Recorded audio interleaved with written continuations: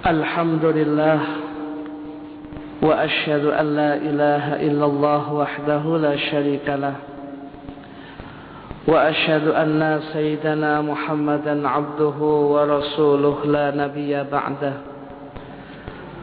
Allahumma salli wa sallim ala sayyidina Muhammad ibn Abdullah wa ala alihi wa sahbihi wa man walah.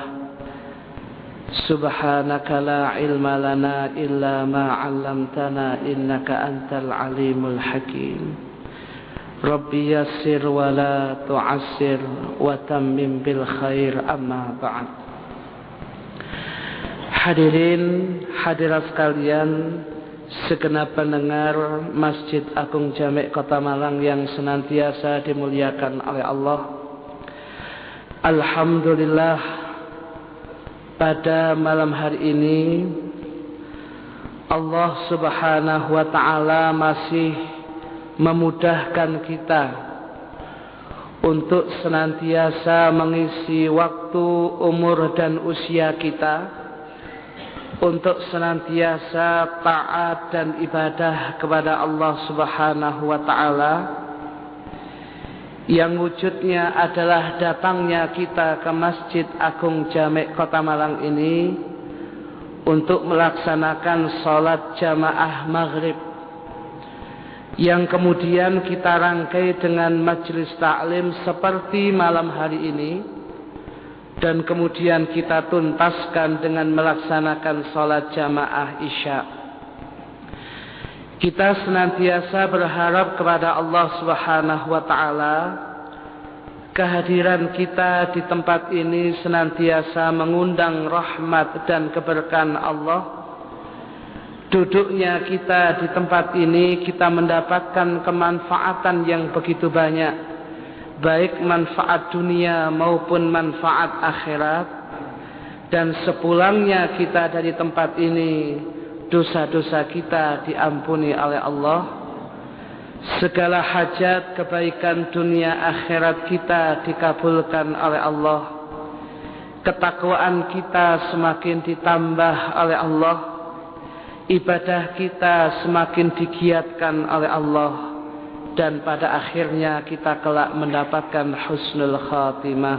Amin ya rabbal alamin.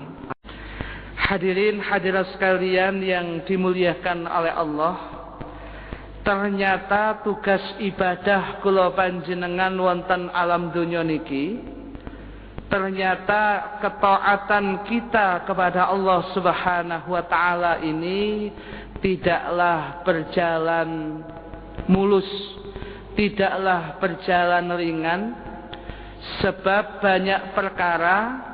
Ada hal-hal yang menyebabkan kula panjenengan niki mendapatkan kesulitan dan dipersulit untuk melaksanakan ibadah dan ketaatan kepada Allah Subhanahu wa ta'ala. Ada makhluk-makhluk yang tertentu tidak rela apabila kita menjadi orang yang ahlul jannah. Ada makhluk-makhluk tertentu yang tidak ridho apabila kita menjadi orang yang ahli taat kepada Allah dan kemudian mendapatkan kenikmatan akhirat. Salah satu yang akan kita sebut dan kita bahas adalah iblis dan bala tentaranya asyayatin atau setan. Syaitan atau iblis ini, hadirin hadirat sekalian yang dimuliakan oleh Allah, sangat tidak ridho, sangat tidak senang, sangat terusik ketenangan mereka ketika melihat hamba-hamba Allah tekun melaksanakan ketaatan dan ibadah kepada Allah. Oleh karena itu, hadirin hadirat sekalian yang dimuliakan oleh Allah, Allah Subhanahu wa ta'ala mengingatkan kepada kula panjenengan bahwasannya iblis itu, syaitan itu adalah musuh kita yang nyata. Yang dijanjikan adalah mereka kebinasaan dan kehancuran. Yang dijanjikan mereka dan direncanakan untuk kita adalah kebinasaan dan kehancuran akhirat kita. Sayangnya hadirin, banyak di antara manusia yang sadar atau tidak sadar mengikuti tipu daya mereka, sehingga menjadi manusia yang semakin jauh dari Allah Subhanahu wa ta'ala, yang kemudian menjadi manusia yang mendapatkan kebinasaan dan kehancuran baik dunianya lebih-lebih akhiratnya. Ada minimal 3 ayat hadirin yang kami sampaikan pada malam hari ini. 3 ayat ini adalah ayat-ayat yang sangat akrab dengan telinga kita. Sebab di dalam Al-Quran suratnya Yasin yang baru saja kita baca, ayatnya adalah ayat 60, 61 dan 62. Di dalam Al-Quran surat Yasin ayat 60 ini Allah mengingatkan Bani Adam. Allah Subhanahu wa ta'ala mengingatkan manusia keturunan Nabi Adam bahwasanya setan adalah merupakan musuh yang nyata, yang kapanpun saja akan menyesatkan dan menghancurkan kita seluruhnya. Bismillahirrahmanirrahim. Alam a'had ilaikum ya bani Adam alla ta'budu syaitan innahu lakum aduwwum mubin. Tidakkah aku telah memberitahukan kepada kalian, tidakkah aku telah memerintahkan kepada kalian, wahai anak Adam, keturunan Nabi Adam manusia, yang di dalam tafsir Baghawinya disarahkan, alam amurkum ya bani Adam, bukankah aku telah memerintahkan kepada kalian, wahai manusia, keturunan Nabiullah Adam alaihi salam, alla ta'budu syaitan, janganlah sekali-kali kalian menjadi penyembah setan. Di dalam syarah tafsir Baghawi dikatakan, la tuti'u syaitana fi ma'siyatillahi, janganlah sekali-kali kalian menjadi orang-orang yang taat kepada setan di dalam bermaksiat kepada Allah Subhanahu wa ta'ala. Innahu lakum aduwwum mubin, sesungguhnya setan itu bagi kalian adalah merupakan musuh yang nyata. Kemudian ayat 61-nya mengatakan, wa ani'buduni, hendaklah kalian sekalian menyembah kepadaku. Ati'uni wa wahiduni, hendaklah kalian taat kepadaku dan mentauhidkan, mengesahkan aku. Demikian dalam tafsirannya. Hadza siratum mustaqim, inilah merupakan jalan yang lurus. Agama Islam dengan syariat Allahnya dan tuntunan kanjeng Nabinya adalah merupakan jalan yang lurus. Walaqad adalla minkum jibillan katsira afalam takunu taqilun, dan sungguh setan itu telah menyesatkan kalian, menyesatkan banyak di antara manusia, sehingga apakah kalian tidak menjadi orang-orang yang berfikir? Tidakkah kalian menjadi orang-orang yang merenungkan akan tipu daya, tipu muslihat setan yang semacam ini? Hadirin hadirat sekalian yang dimuliakan oleh Allah Subhanahu wa ta'ala, Tiga ayat ini yang di dalam surat Yasin ayat 61, 60, 61, 62. Apabila kita renungkan, kita camkan di dalam kalbu dan batin kita, kita akan senantiasa berpikiran yang positif. Bahwasanya Allah Subhanahu wa Ta'ala mengingatkan kepada kita akan dahsyatnya kebinasaan yang ditimbulkan oleh syaitan kepada manusia, kehancuran yang luar biasa ditimbulkan oleh setan untuk manusia semacam kita ini. Dan mereka ketika menggoda manusia-manusia semacam kita, dari kita mulai balik mungkin hadirin, sampai meninggal pun, detik-detik sakaratul maut pun, manusia-manusia semacam kita tidak akan dilepaskan dari godaan syaitan yang semacam itu. Sampai ketika kami kutipkan dalam ungkapan dalam kitab Nasaihud Diniyah, satu ketika iblis pun mengatakan dengan jelas-jelas di hadapan Allah Subhanahu wa Ta'ala, wa izzatika wa jalalika ya Rabb la abrahu uhwi ibadaka ma damat arwahuhum fi ajsatihim. Demi kemuliaanmu ya Allah, demi kebesaranmu ya Allah, aku senantiasa akan menyesatkan, aku senantiasa akan menghancurkan hamba-hambamu selama roh-roh mereka berada dan bersemayam pada jasad-jasad mereka. Artinya selama hambamu hidup ya Allah, aku akan terus menggodanya, menyesatkannya, menjauhkannya dari jalan Allah Subhanahu wa Ta'ala.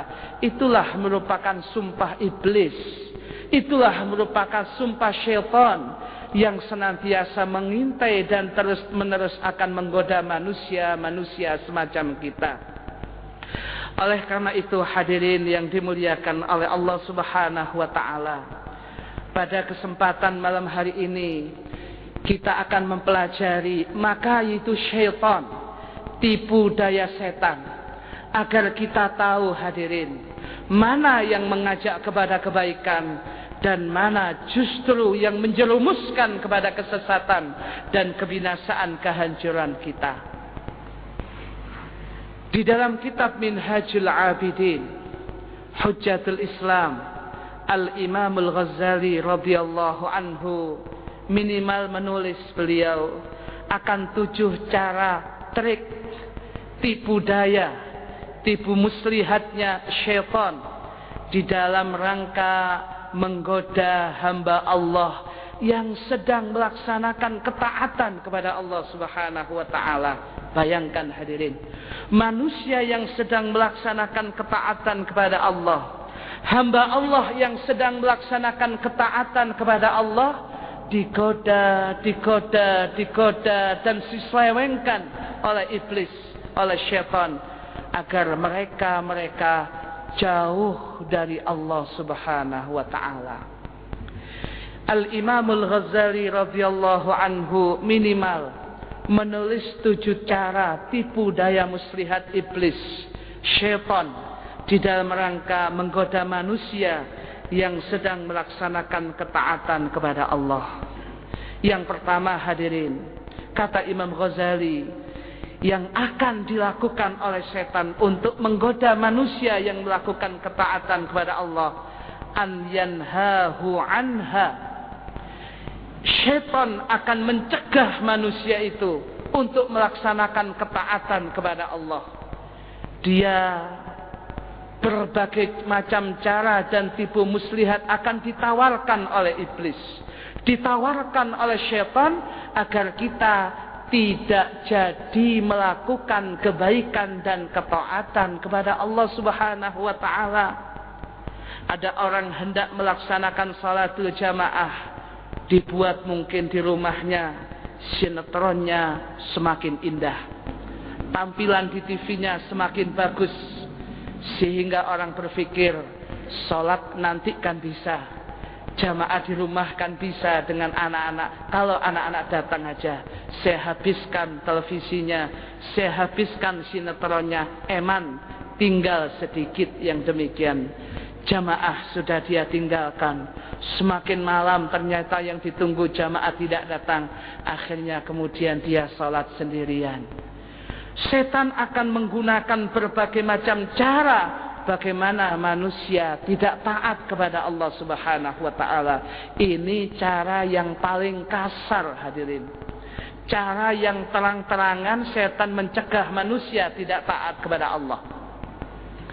Kalau toh kemudian kita terbebas dari yang pertama ini, dengan mantap kita mengatakan kita sebagai manusia ketika hidup di dunia waktunya terbatas, kita butuh kepada sangu akhirat, kita butuh kepada zatul akhirah, bekal akhirat berupa ibadah dan ketaatan kepada Allah. Kalau saya tidak taat sekarang, kalau saya tidak membangun ibadah saat ini, kalau saya tidak membangun ketaatan saat ini, kapan lagi?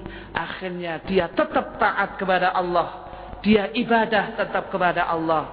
Berarti tipu daya muslihat setan yang pertama telah terlampaui, dia selamat.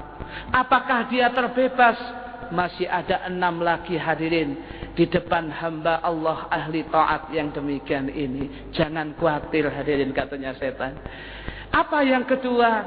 Setan kemudian tsumma ya'muruhu bitaswif. Setan akan menyuruh dia kepada orang yang semacam ini, kalau Anda kepingin ibadah, silahkan ibadah, saya tidak akan menghalang-halanginya, kata setan. Tapi pikirkanlah dengan masak-masak.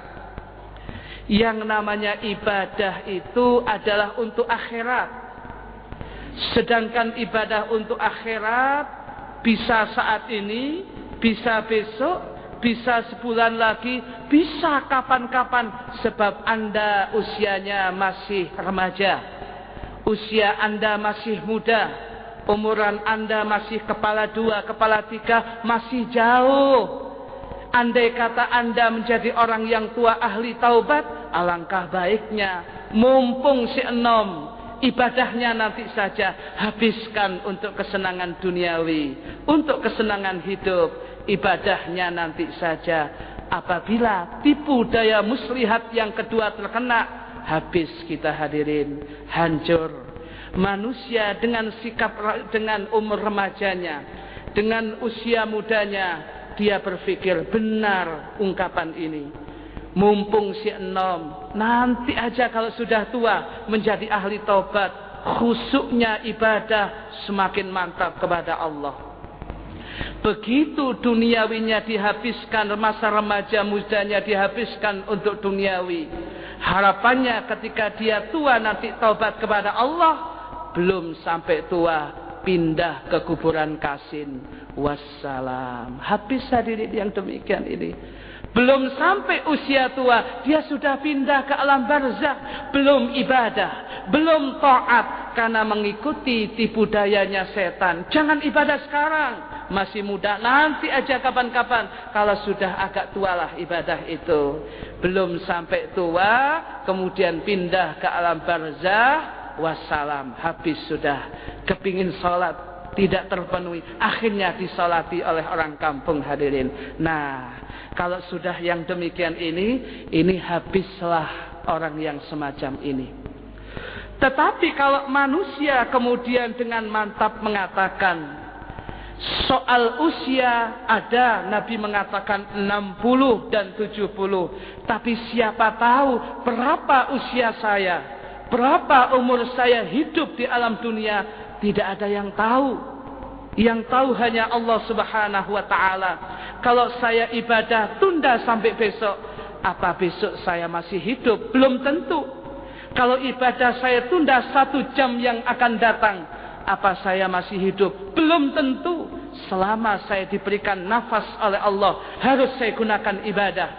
selama saya diberikan kesempatan oleh Allah, saya gunakan ibadah dan taat, saya tidak akan mengikuti kata setan yang demikian itu.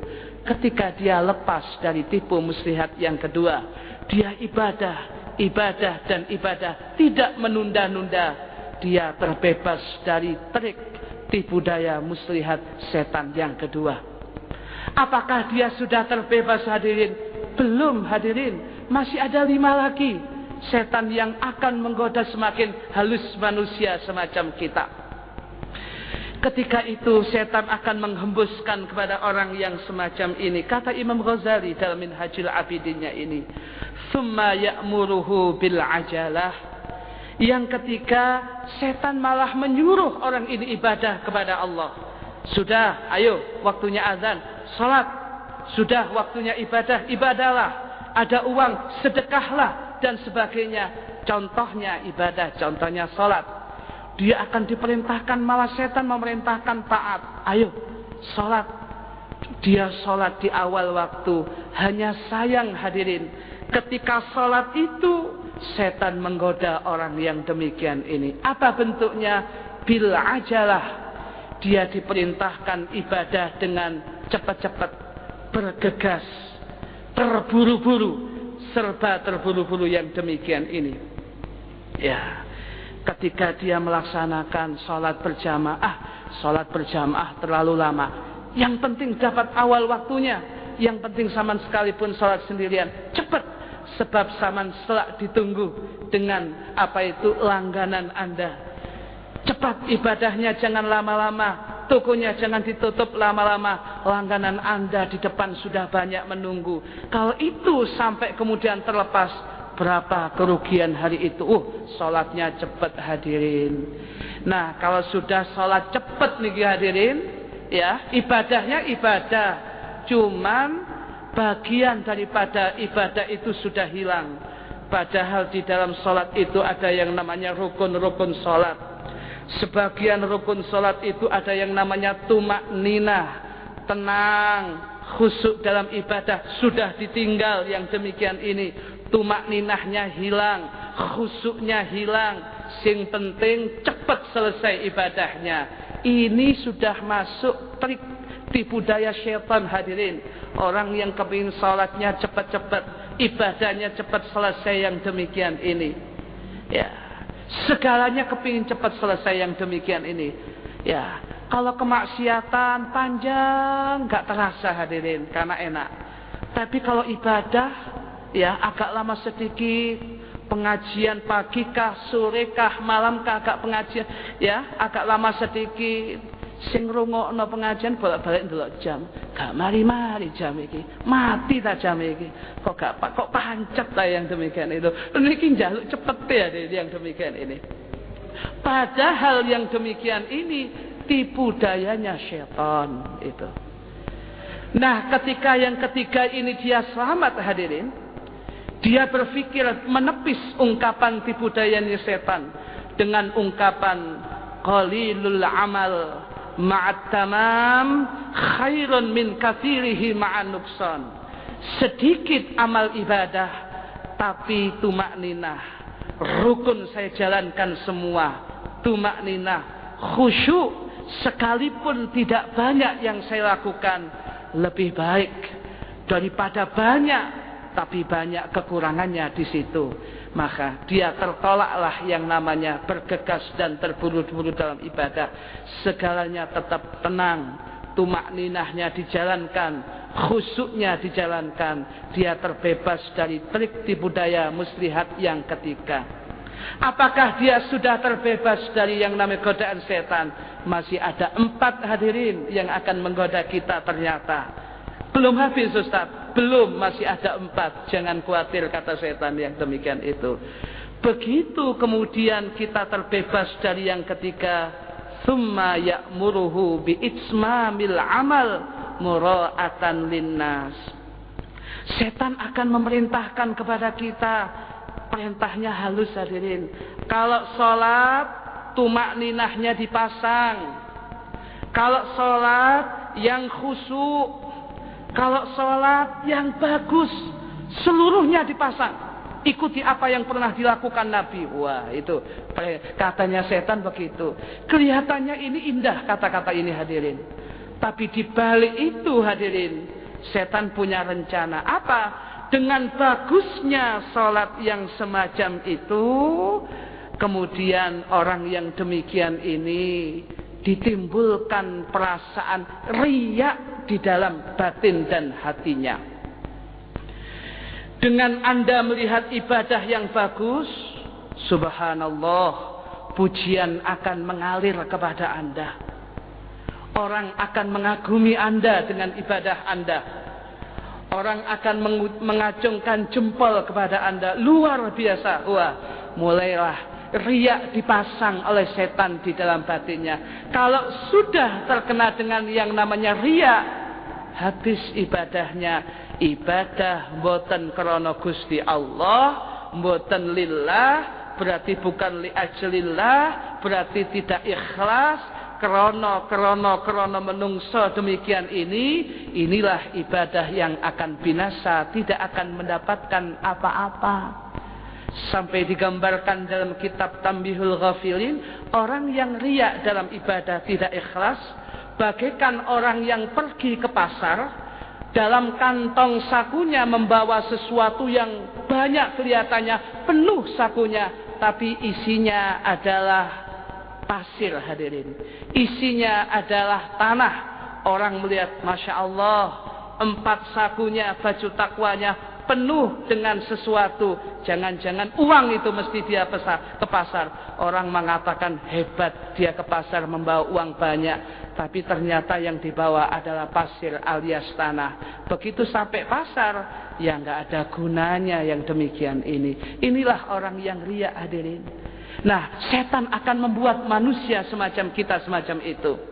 Nah, ketika trik dan tipu daya muslihat yang keempat sudah selesai dan kita bisa terbebas, kalau ibadah kita berusaha karena Gusti Allah, kemudian ditawarkan yang kelima, apa?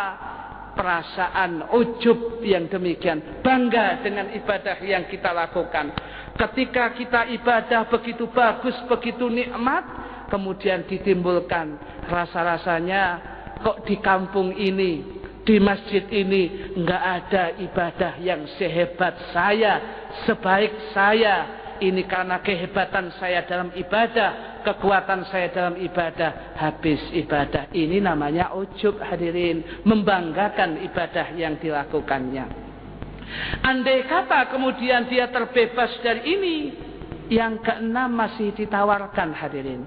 Apa yang keenam ditawarkan? Yang ditawarkan ketika dia ibadah, jangan sampai kelihatan orang sudah. Tetapi kelihatan atau tidak, ibadah itu seharusnya apa kata Allah. Yang demikian, ini pun masih tidak terbebas dari godaan syaitan. Sedangkan yang terakhir, menutup pengajian kita, ditawarkan yang paling akhir oleh setan dengan ungkapan, sekalipun Anda melaksanakan ibadah bagaimana, kalau memang sudah Anda ditakdirkan menjadi orang yang ahli neraka, pasti tetap neraka. Sekalipun Anda tidak ibadah, tetapi kalau ditakdirkan ahlul jannah, tetap surga karena takdir di sisi Allah. Jawaban kita untuk yang semacam ini, Allah subhanahu wa ta'ala, kita tidak tahu takdirnya Allah. Kalau kita menentukan diri kita bahagia dan tidak, itu adalah salah. Yang pasti kata Nabi, i'malu fakullun muyassarun lima khuliqalah. Beramalah kalian, setiap manusia diciptakan untuk apa dia bakal masuk kelak. Kalau ahlul jannah bakal mudah ibadah kepada Allah, kalau ahlun nar bakal mudah melaksanakan kemaksiatan. Selanjutnya terserah panjenengan masing-masing untuk merenungkannya. Kurang dan lebihnya mohon maaf. Wassalamualaikum warahmatullahi wabarakatuh.